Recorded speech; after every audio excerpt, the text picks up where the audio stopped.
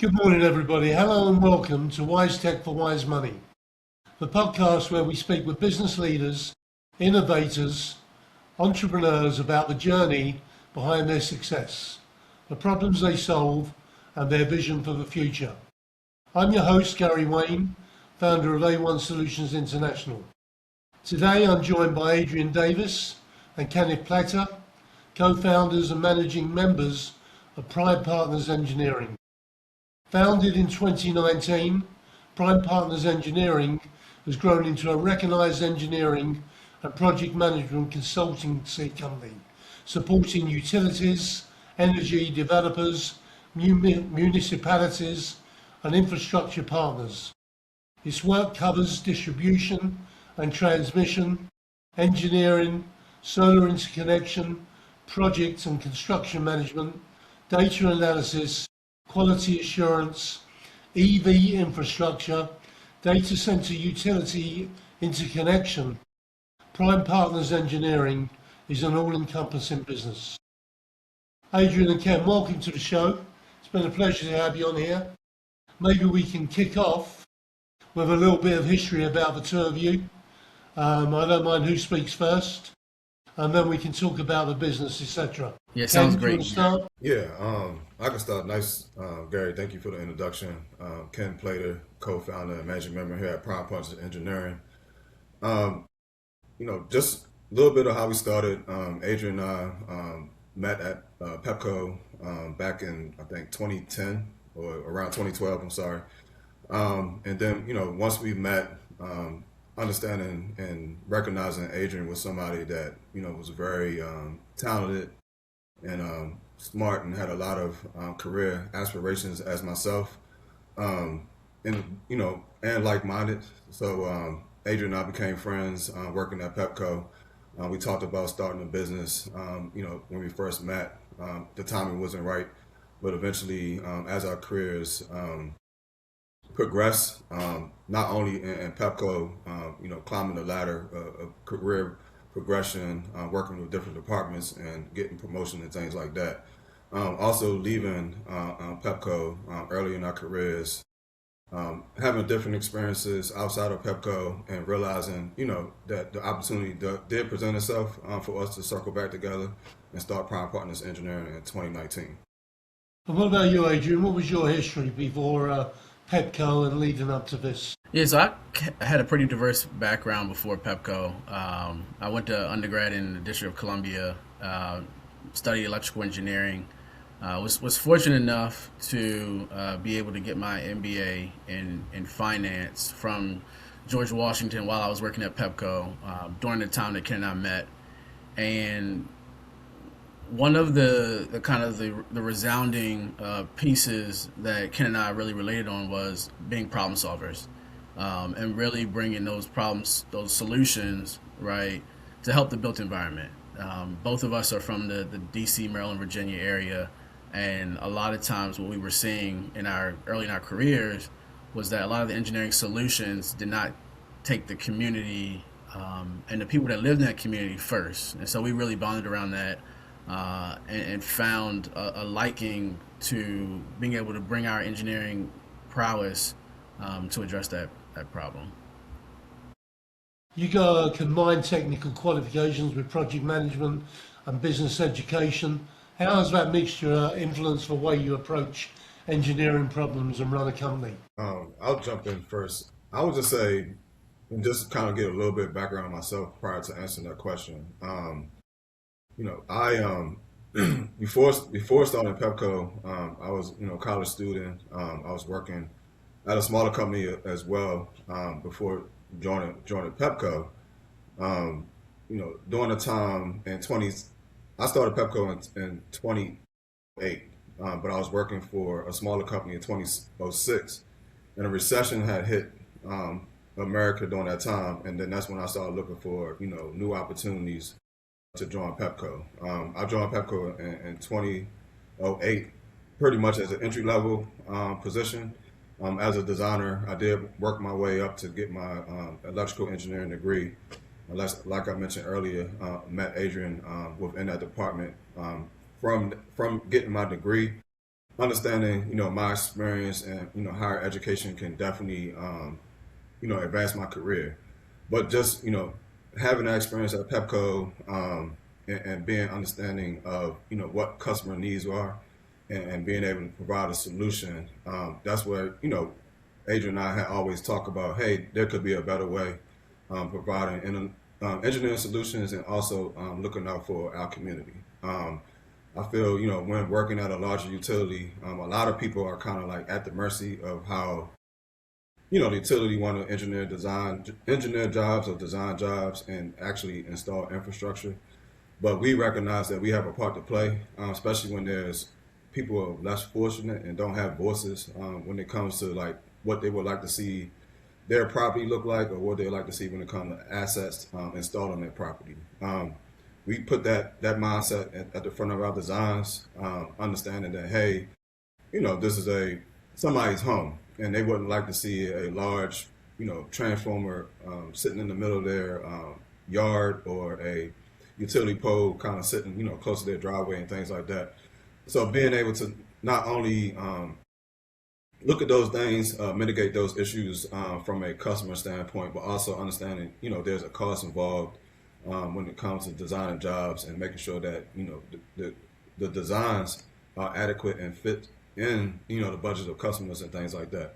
So, when we came together, we understand there was a need to kind of not only look out for the community, but also when it comes back to, working with utility, providing, good engineering solutions, helping manage jobs and mitigate stakeholder communication for, higher level individuals within the utility to kind of be able to go about their day to day and not worry about, managing stakeholders and getting jobs escalated. So we have a unique way of managing projects and engineering jobs, and at the forefront of that is communication. We feel like if you always communicate, that's the success in the relationship, whether that's working directly with the utility or working with the customer. We always want to keep, everybody abreast of the project, make sure they're comfortable, make sure everybody's needs are being addressed, and always try to provide, superior engineering solution that benefit the customer and the utility. Well, I gave you a very long introduction about all the things you covered, but for a lot of listeners who aren't engineering specialists, they probably don't understand all your services.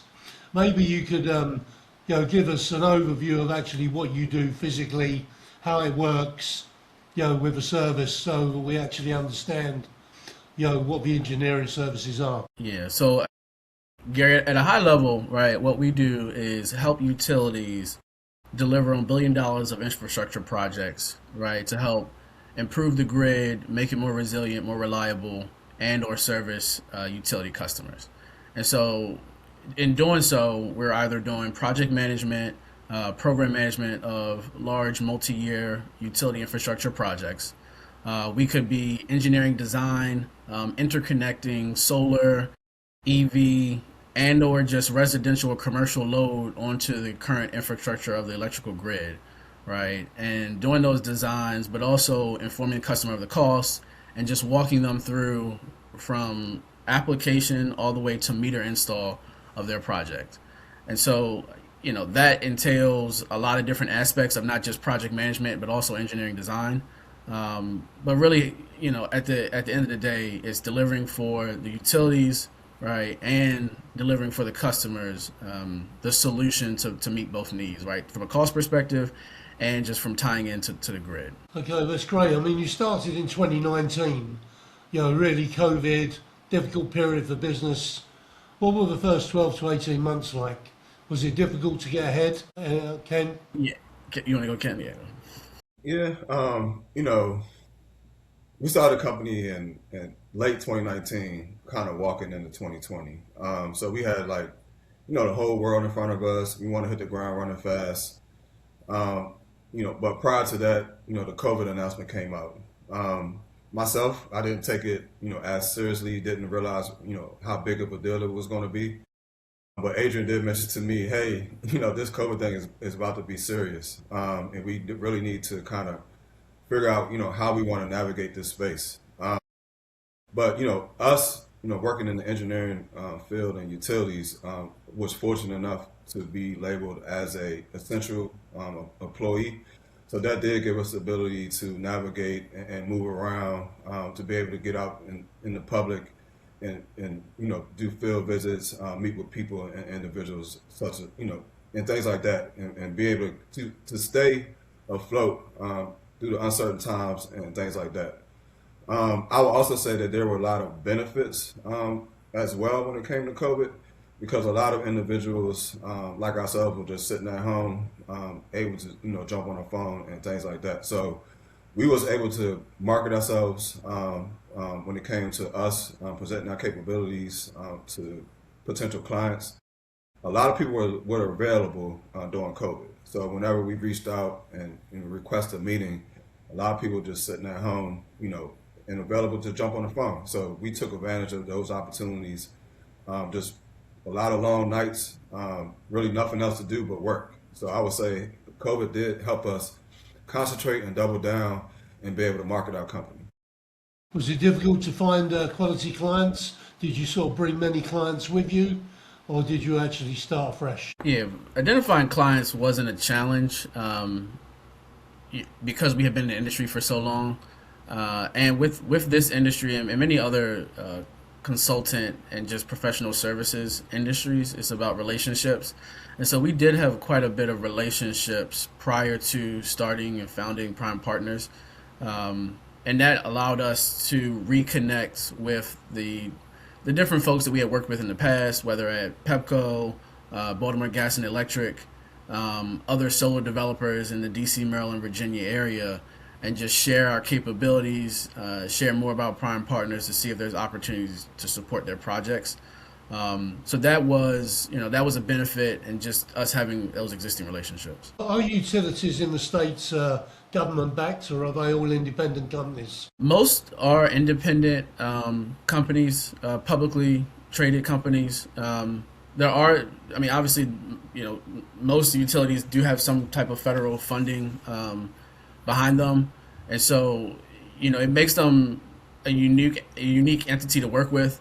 I would say most people see them as like pseudo government, right? Because they move a little slower than some of the private entities that we've worked with.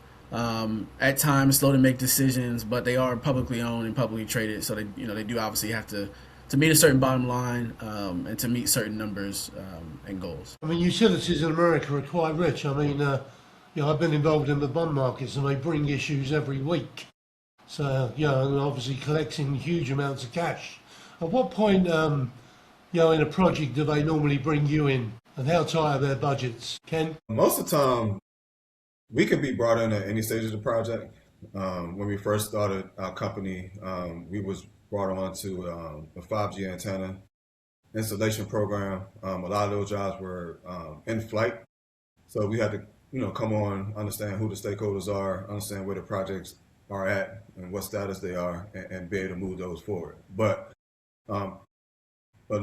preferably we would like to start a project at the beginning, because that kind of helps us set the table, make sure everything's right at the initiation stage of the project, set a clear scope, a clear budget, and a clear project timeline.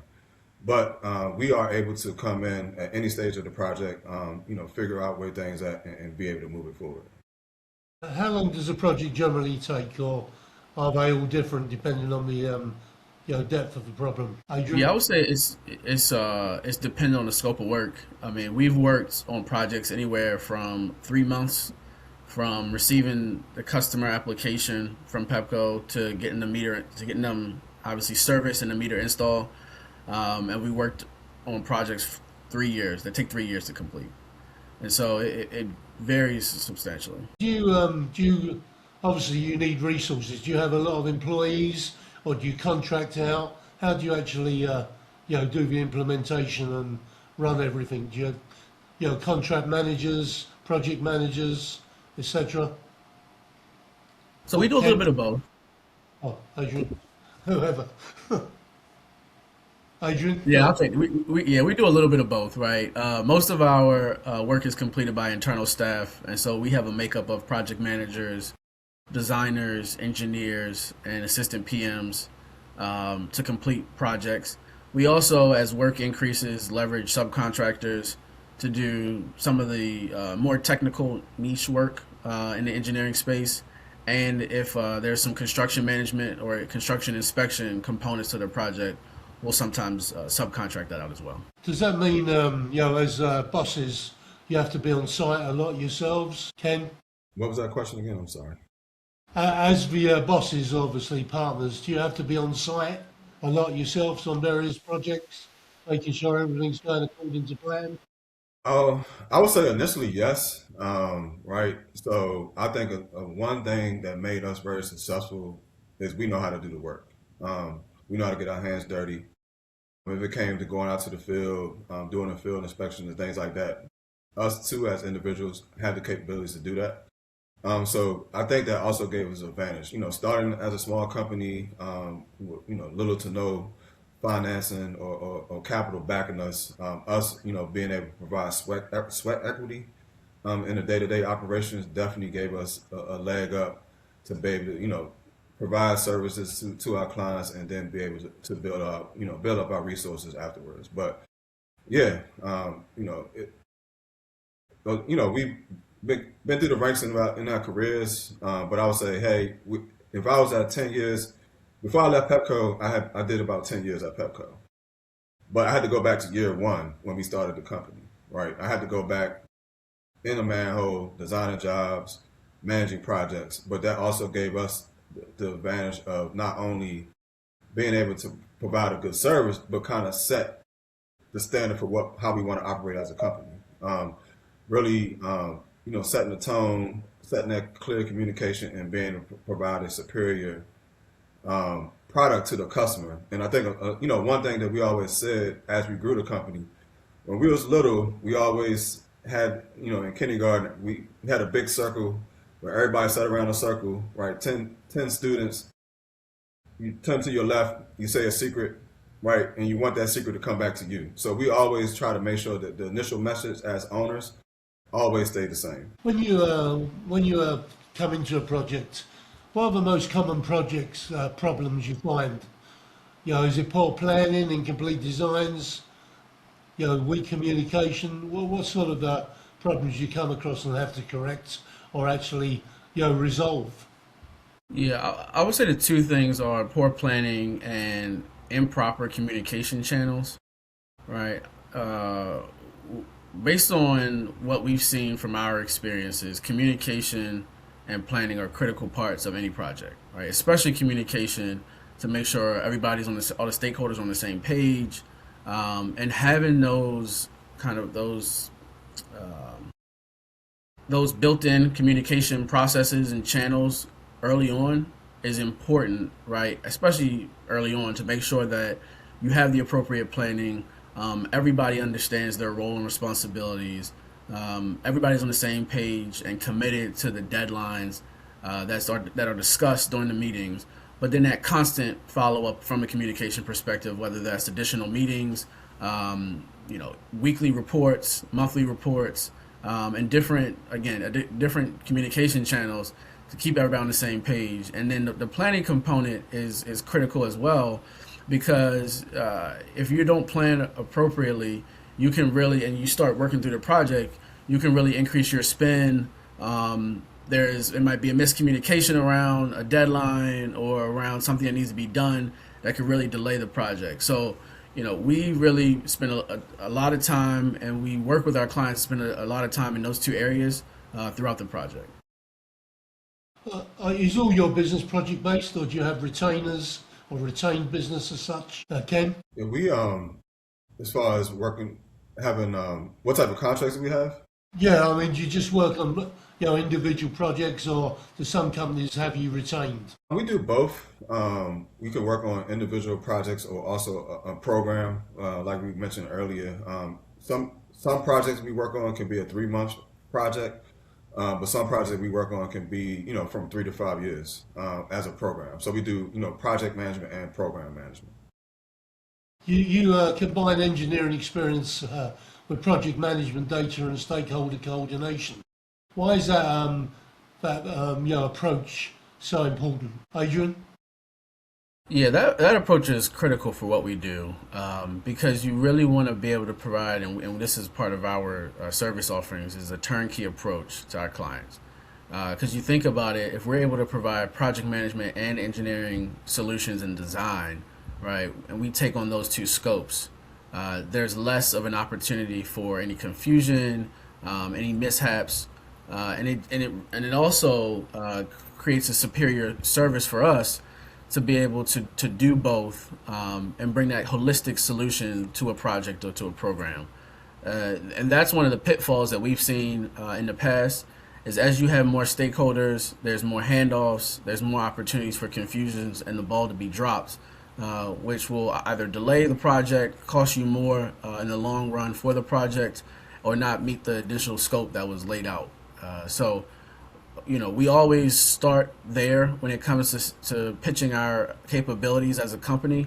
And we have a lot of project examples where being able to bring both of those solutions, project management and engineering design, have helped meet, if not meet, exceed the goal of the project, right? In multiple facets. A lot of your guys have worked in utilities, so they've got the other side of the experience.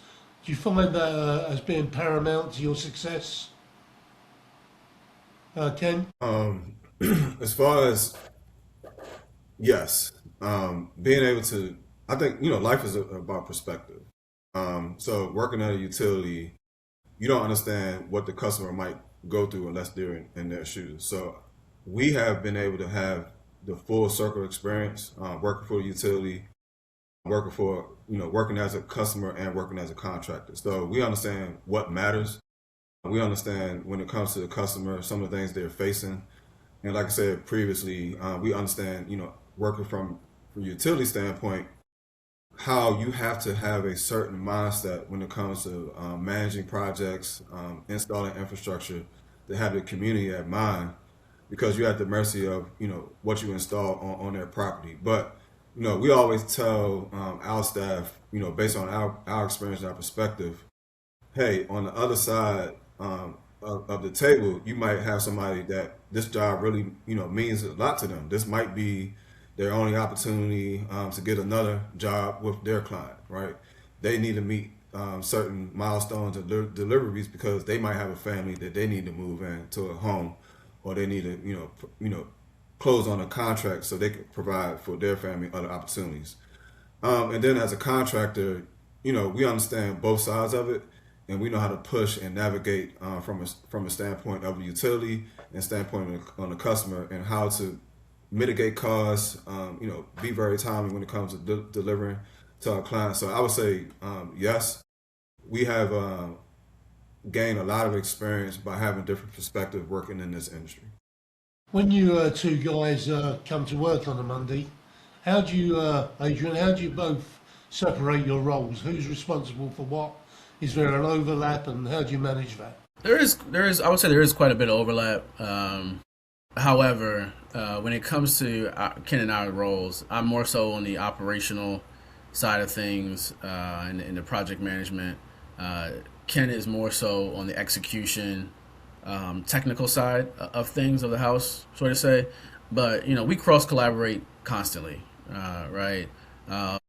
Whether it's the fact that some of the project managers that report to me are PMing or APMing some of the execution technical projects that are under Ken's umbrella, along with the fact that with me being kind of on the operations back office side of things, finance is critical. The timeliness, making sure that trackers and reports that we have are updated so that we can invoice our clients timely. And so there's a lot of communication. I mean, Ken and I talk constantly. Our teams talk constantly to make sure we're on the same page and make sure we're executing efficiently. So how as the company's grown, obviously you got bigger and bigger. How have you maintained quality accountability and consistent communication across all the multiple projects and teams? It's quite a fate in itself, isn't it? Ken? Yeah, as we grow and gain more experience, we know that we have to put certain things in place. So what we have done and been successful at is putting KPIs and performance measurements in place. to make sure that we are hitting our marks, our employees are meeting our expectations, and keeping people honest. We also use those KPI measurements not only for our internal clients or customers. When people work for you, they're also your customer as well, but also for our external clients. We produce a lot of dashboards and data just to make sure everybody can look at performance, see there's an opportunity for improvement, and then be able to move that needle forward. So we have certain measurements as a company that we need to hit, and we have set goals throughout our company and organization to make sure everybody is meeting their market and meeting our expectations. I think one of your specialities I read was solar interconnection. Tell me about interconnection. What does that actually mean? And why can it become such a major obstacle for a solar developer? Yeah, so that's one of our service offerings, as you mentioned, Gary, is solar interconnection. So what we do is prepare a concept design, a concept drawing of how best to interconnect solar to the existing grid.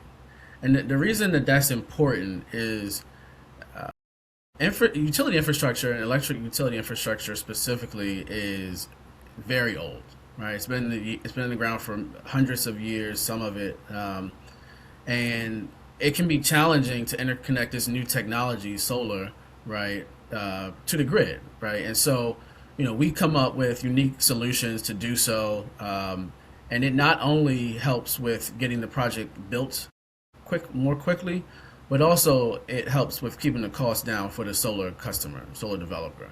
And the reason that's important is because there is such small margins when it comes to solar. And so we're able to come in, provide very unique interconnection solutions, and then leverage our relationships to take that design and work with the utility to execute on how to interconnect that project. Ken, so solar is obviously an alternative, power source. Everybody's looking to, diversify, because of global warming, etc. With their power sources. How widespread is solar usage?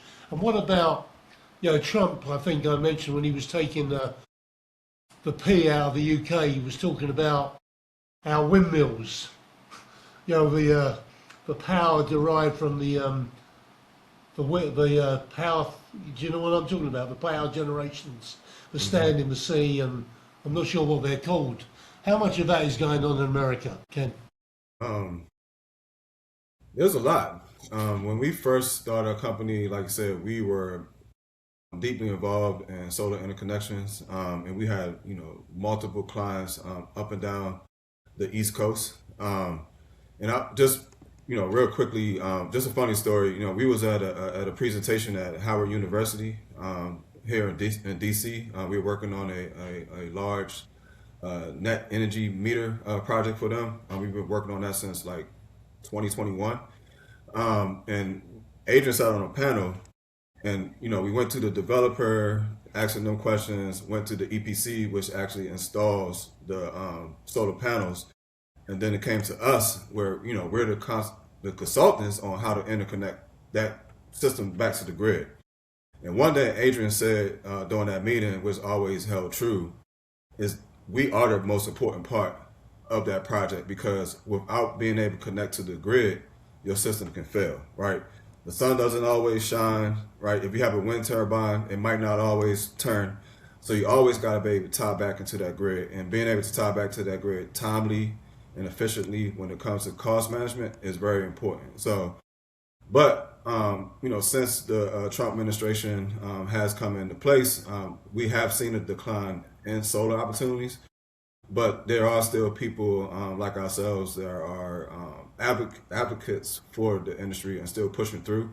So we still do have a host of solar clients and individuals that we still work when it comes to interconnecting back to the grid.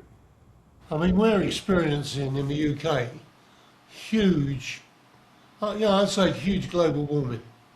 This summer, I'm sitting here today, it's 37 degrees, centigrade. I mean, in the UK, we used to be lucky to get to 25. Obviously the alternative sources of energy in the UK are quite a big thing. Are wind farms and solar panel something you see expanding more and more in the future in the US? I mean, global warming must be affecting the US as well. I've got a sister-in-law that lives in Nevada, and the temperatures there are just going up and up and up. I mean, obviously, alternative sources of energy, must be important to get the carbon footprint down and hopefully put a stop on this growing climate deterioration. Do you see that expanding a lot in the States in spite of the Trump administration? We do.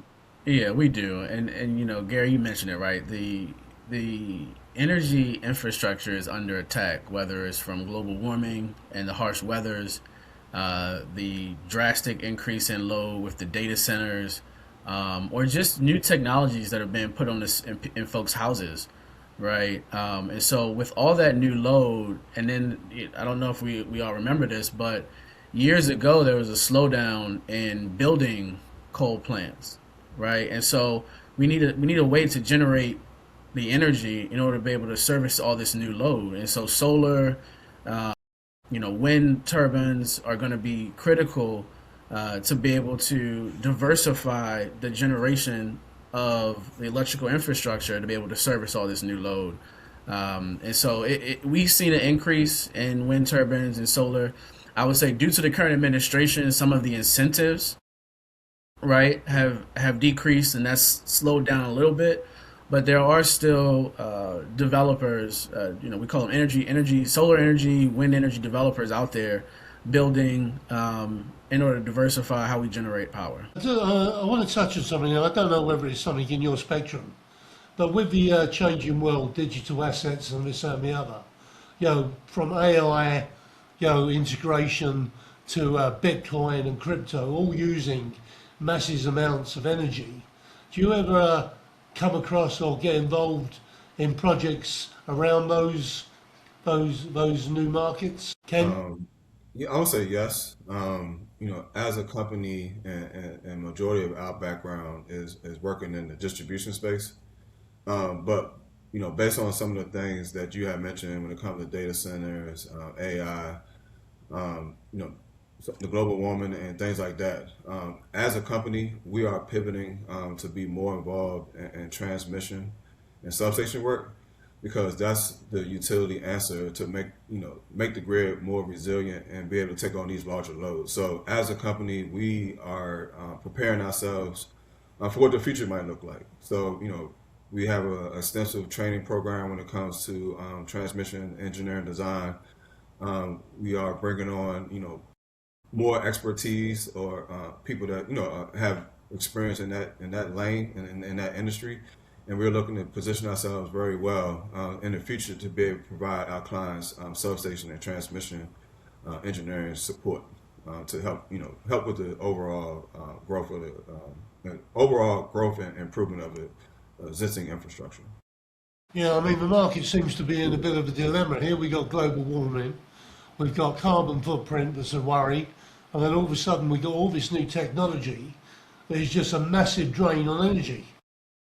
It seems to be just like at odds with each other, and I wonder long term, as all this grows, and it does seem to be growing exponentially, how AI, using water, electric, and obviously Bitcoin, electricity, etc., how it can all be sustainable. Just what's your view on that? I mean, I didn't actually put it on the agenda, but it's something that crosses my mind, and there's not many people I talk to on your side of the fence that might actually have a better understanding of it. Yeah, well, I mean, we obviously have to. Yeah, I would say we have to make it work, right? We have to make it sustainable. We have to address it from multiple perspectives, right? Not just how can technology be more efficient, but also the policy side, right? How can we execute more efficiently to keep costs down and speed the market? And so there are a lot, like you mentioned, Gary. There's a lot of different things at play here. I'm confident that through collaboration, really coming up with solutions that take people right and the communities first, we'll be able to bring a solution that is one like we'll bring everything together long term. Obviously, there's low growth, there's affordability issues. Coming together to address that from a collaborative perspective is going to be critical. But at the end of the day, as long as we keep people first and communities first in our decisions, I think we'll get over the hurdle. Yeah, going back to the core business, I mean, give me an overview of a typical project, from the initial feasibility assessment through to design approval, construction, and final connection. Can you give me an overview of how that would look? Ken? Yes. So a typical, I would say, new business project, which is a new customer presenting an application to Pepco or utility and say, hey, I need a new service. This is my low demand, and they submit an application. Our company will take that application, do load calculations to figure out how much power do we need to bring to that proposed new service. So we will have the application, we'll do the calculations, and then we'll send a field team out to do a field investigation to see what existing infrastructure is out in the field that we can utilize, or what new infrastructure we need to build to provide that service. The field team will collect that data, bring it back to our design team. They'll actually put that design in the GIS/GW system, which is the larger governance system that they use to manage the infrastructure with the utility here in Pepco. So we'll do a design on this system, make sure that design is constructible through our QA/QC process internally, make sure all the costs and all of the units that go along with that design are correct and adequate. Produce a cost, whether that's a cost directly to Pepco for any infrastructure upgrades they need to make, or a cost to the customer where they have to pull in a new cable or new conduit or overhead wire or things such like that to provide service to them. But once that job is designed and complete, then we will manage that job to construction. So we will produce a job package and send and release that job to construction, but also manage that job throughout the construction phase to make sure the meter is installed on time and the customer is meeting their requested and service date. Interesting. You've worked on quite a few different types of projects, from Howard University, Parkside, Pepco. One of the things I read about was the bus project, and I think you said, or one of you said, that it was particularly demanding. Can you give us an overview of why? Adrian? Yes. I think it was 400 bus shelters. So for that specific project, there was a high demand because there was a tight turnaround. There was a deadline, right, to get 400 bus shelters energized in the District of Columbia. A lot of the kind of the heightenedness around that project was due to the District Department of Transportation having a goal, right, to get a certain number of bus shelters energized by a certain date. And then also there were incentives for the client that we were working with, which they're called Clear Channel Outdoors, which is essentially an ad and marketing agency, to get a certain number of these ads up on the bus shelters. And so with the incentives, with the DDOT deadlines that were set, there was a lot of pressure on us to deliver. And that's where I mentioned earlier, it's important for us to be able to provide a turnkey solution. And so for that specific project, we were doing project management, engineering, design, and then we had a subcontractor performing the construction component of the tie-in between the electrical grid and the bus shelter. And so being able to provide that turnkey solution helped us meet that deadline and really service the DC area, not just from making sure the ads were up there, but also from a safety perspective, which is one of our core values.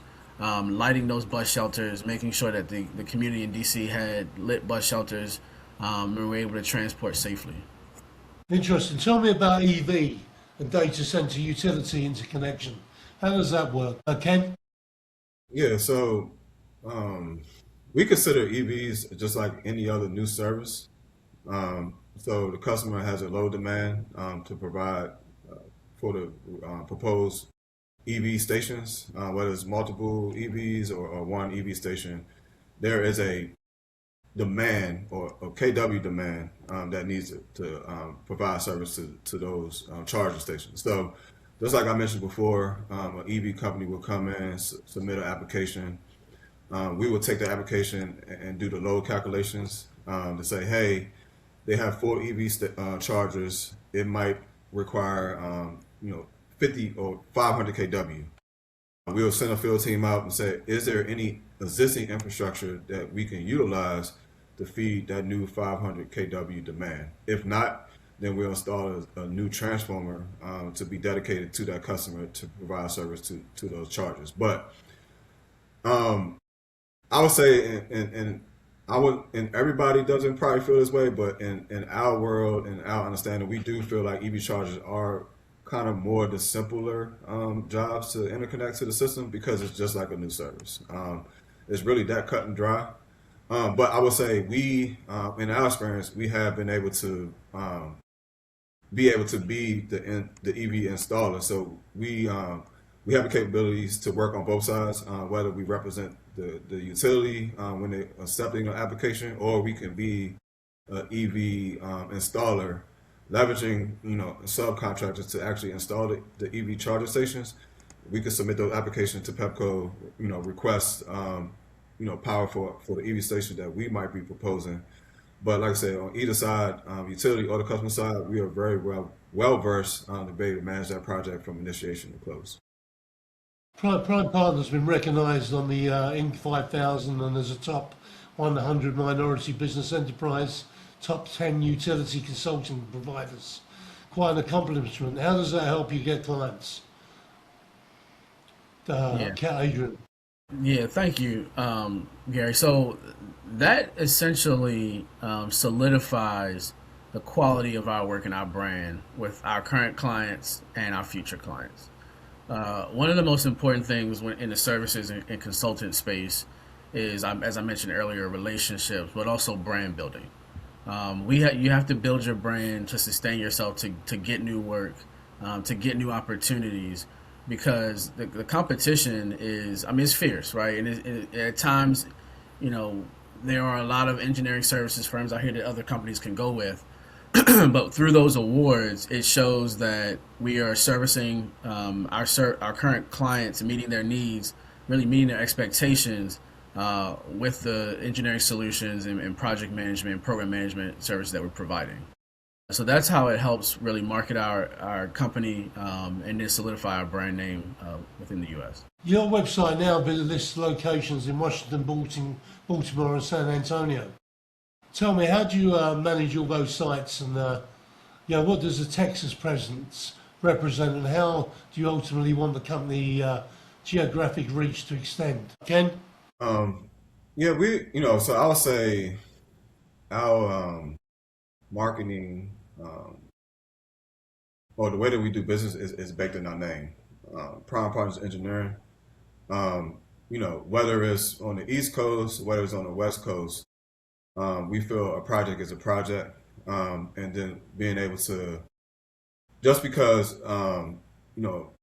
we are located in the district doesn't mean we don't know anybody in San Antonio, right? Or we don't know anybody that's in California. So we have a lot of partners. That's why we name ourselves Prime Partners Engineering. So, like Adrian mentioned, we have a lot of subcontractors and partnerships that we leverage to make sure that we don't lose out on opportunities.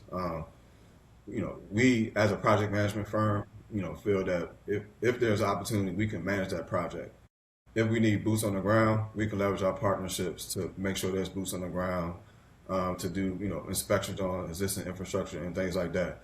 But really, to make sure that we can be able to provide services and be able to broaden our reach, we leverage partnerships with other engineering firms, other construction firms, and other project management firms is the way that we look to be successful and look to grow. Good. And what about AI and artificial intelligence as such? Is that a big part of your what you do, and do you use it for everything, or how are you sort of bringing that into your systems and your daily operations? So Adrian? yeah, I would say it's becoming a big part of everything we do. We are currently establishing an AI usage plan and across our company, right? And that's not to say our current staff and myself and Ken aren't using it individually, but we want to use it kind of in a connected way, right? So we can share knowledge, share information quickly amongst our employees, and learn more quickly and adjust to be able to navigate the ever changing energy space. And so once we do that, it'll definitely make us more efficient, more proficient, and being able to complete more work, but also complete it smarter.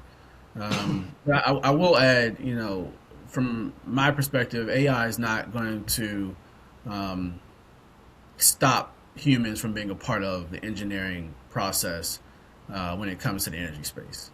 There still needs to be a human component to problem solving, but it will provide tools, perspective, which will enhance our abilities, right, from an engineering solution standpoint. Yeah, interesting. Ken, how do you see the future for Prime Partners? I mean, tell me a little bit about what the future plans are, before we wrap up, and the expectations and expansion, etc., and where you see yourself in 5 years. Um, well, I see us.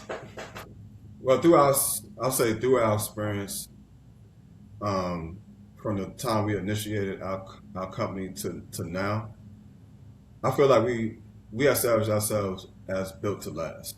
Um, there's always ups and downs of the economy. There's things that's out of our control, but I think through our experience, we have learned how to navigate that space. Um, I think one thing that I that I always say, people like, hey, how's it going at Prime Partners Engineering?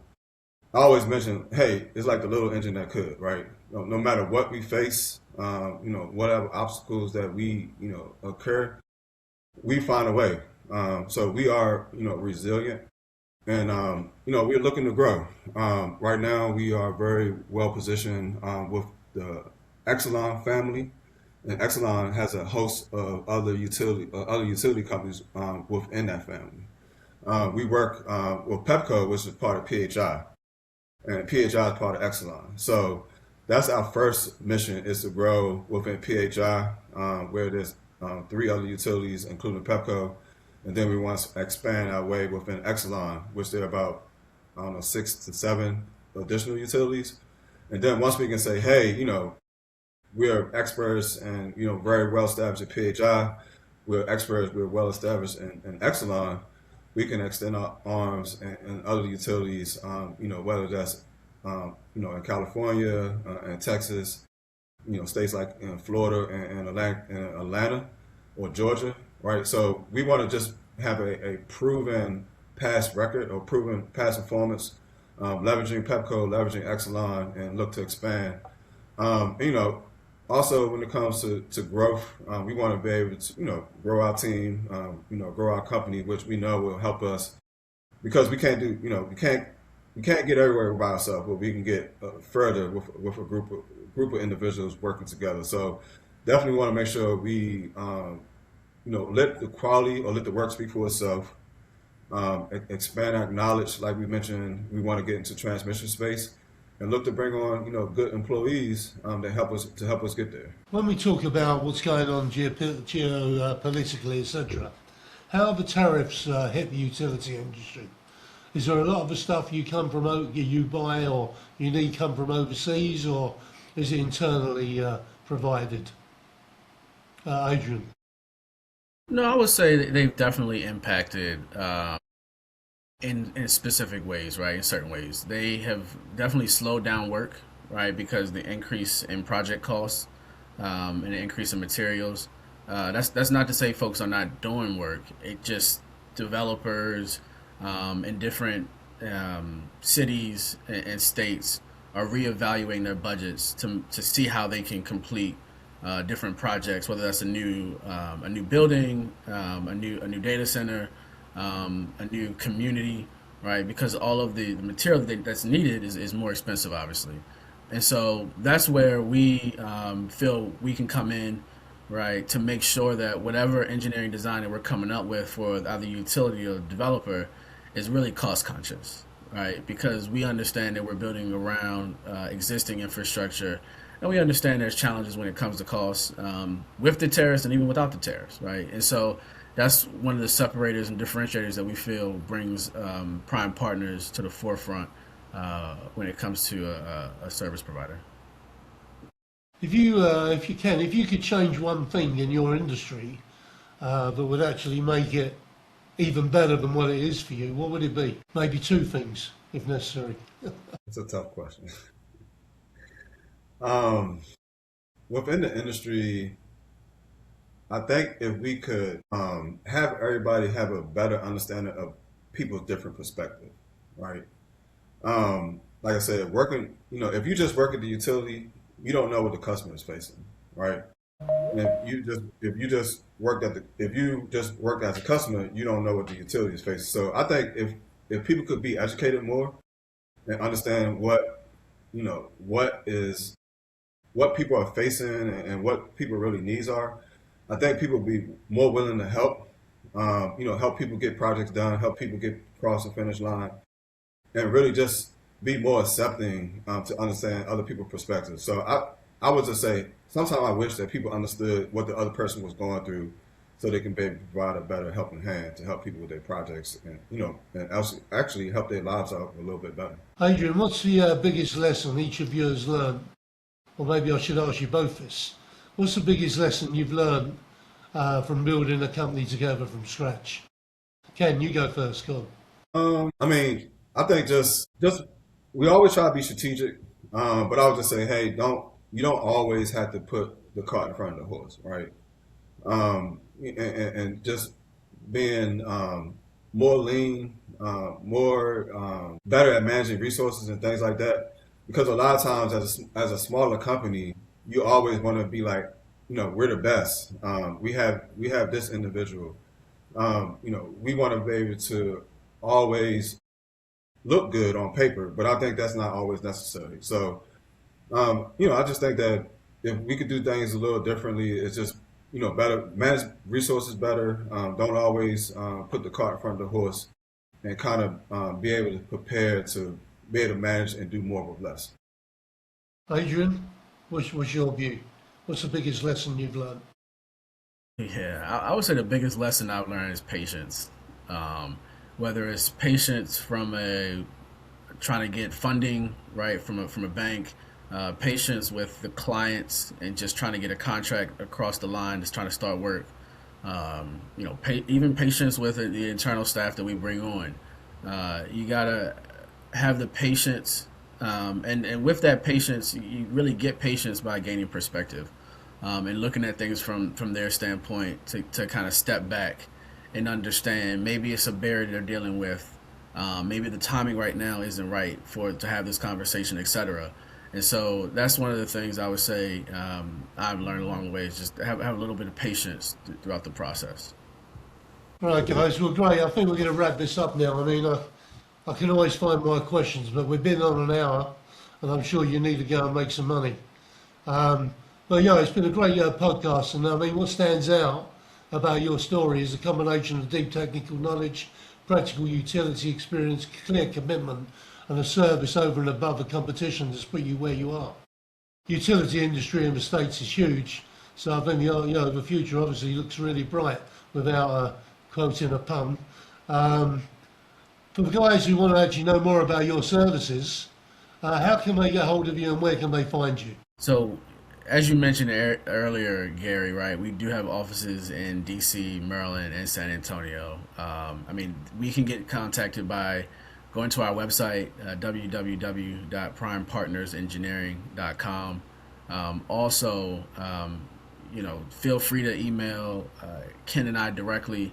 My email is adavis@primepartnersengineering.com, and then Ken is kplater@primepartnersengineering.com.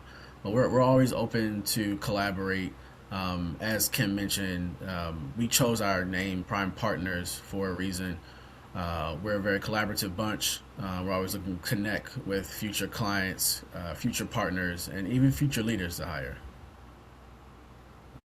Fantastic. Well, I want to thank you two guys for being on my podcast.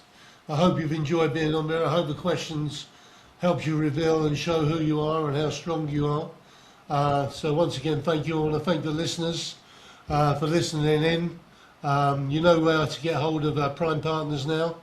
I look forward to seeing you succeed and go from strength to strength. I'm going to wrap this up now, but this is Gary from A1 Solutions signing off. Once again, guys, I want to thank you for being on the podcast. Thanks, Gary.